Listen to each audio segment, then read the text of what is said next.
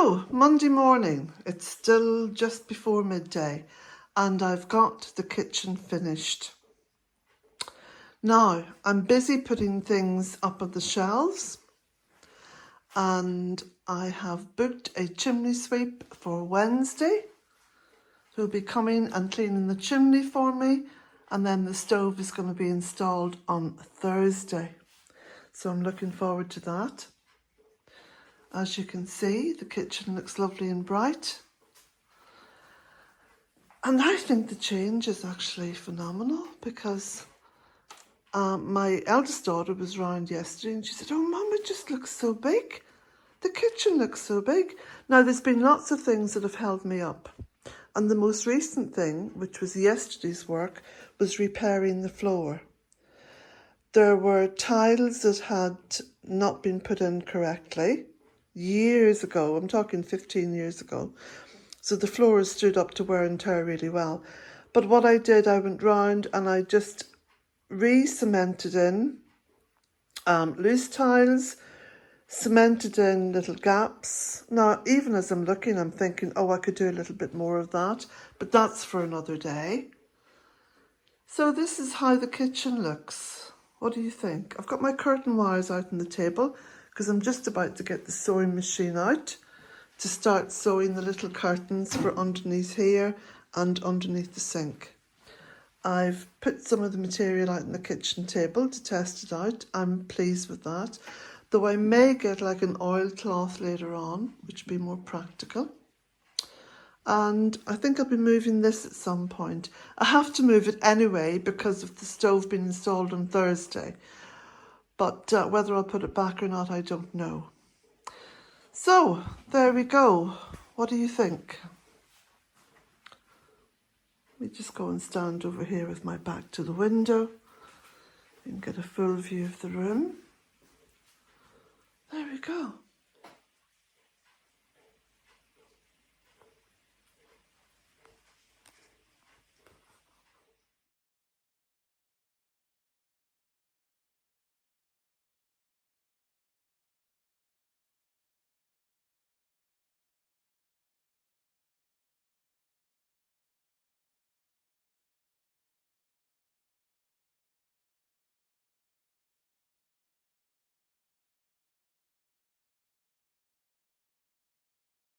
This is Saturday morning. It's it's 8:30 almost. I've finished the painting and I'm now in the process of putting bits and bobs back up on the shelves. I've got the curtains to sew, which I'll be doing today, and there's a few repairs I have to do on the floor. And then the stove arrives next Thursday. Woo!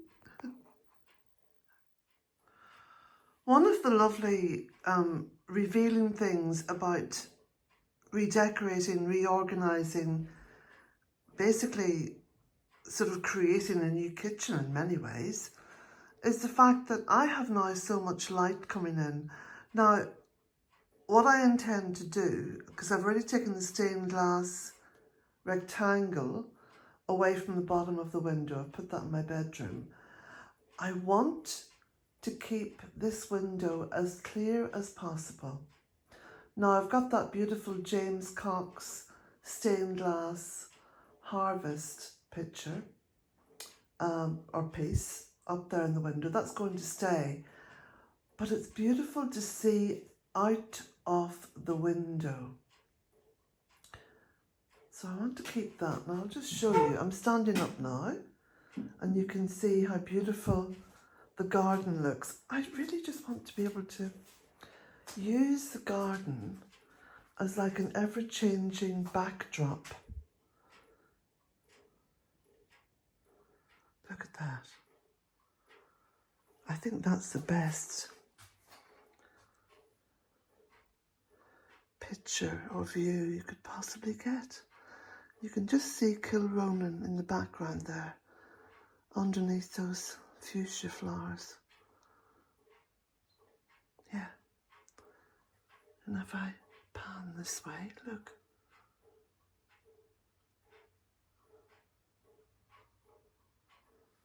I pan that way. Isn't that beautiful? So, my hands are quite sore. I've been using sand and cement, you see. Anyway, I finally completed all the repairs to the kitchen floor, and there were many. There were more than what I thought. I see my dusty hands on the side of here. Anyway, that's been holding me up because I wanted to get that done before I started the sewing.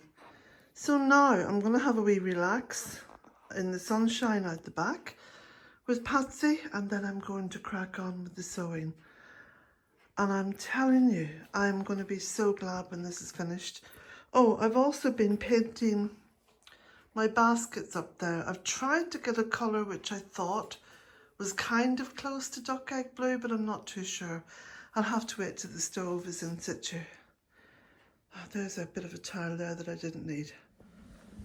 So I thought I'd show you the roadside garden that I was working at earlier on in the year. If you remember, I cut all this back and took out all the rubus and replanted it and edged it with stones. And it's looking rather grand now. And something it's taught me as well, the Crocosmia montbretia, if you don't thin it out on a regular basis, on an annual basis, then you're not going to get the flowers. So as you can see, I've got lots of flowers.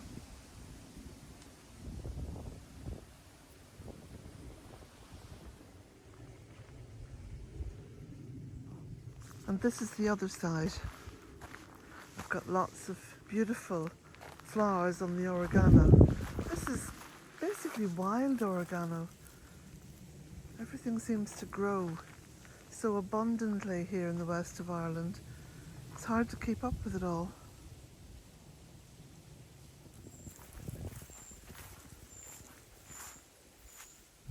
You can just hear the water here in the stream. And also, I thought this was quite interesting to point out. The seasons here in Ireland are a little bit different from what you'd expect. So here we have the first leaves falling, and of course that's from the birch, both the downy birch and the silver birch. So Lunasa is very much holding sway. So I've just been into town and got a bag of sand and cement mix to fix some of the tiles on the kitchen floor. Well, I'll be honest here, I'll fess up. There was a few tiles that I didn't actually put into the kitchen floor. Yeah. And then there was a couple of loose bits that I just sort of put in. Didn't bother cementing in. Anyway, I'll just show you my view here. Because what I've done... Oh, by the way, I've had to get her a new retractable lead. Look at this. Brand new one. Because she broke the last one. Yeah, when I say Patsy is a bolter, you've got no idea of the strength that she pulls when she sees something that she wants to run after. I'm telling you, that wee girl there has got the strength of a small ox.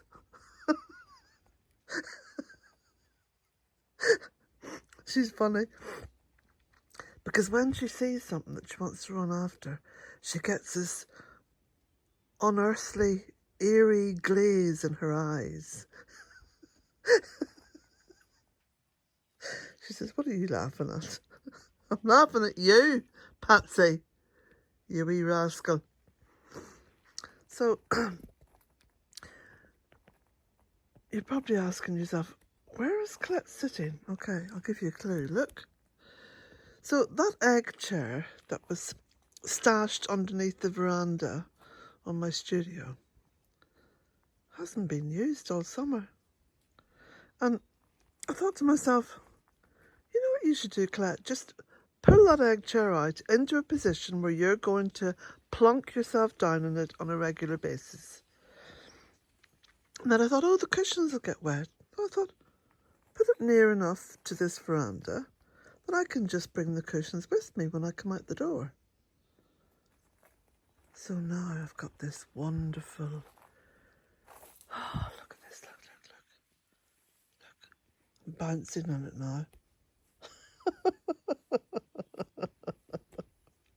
And the lesson today is, don't hoard things. Use them. It doesn't matter if they're going to sit out in the rain and get a bit rusty. What odds? Use them and enjoy them. So there we go.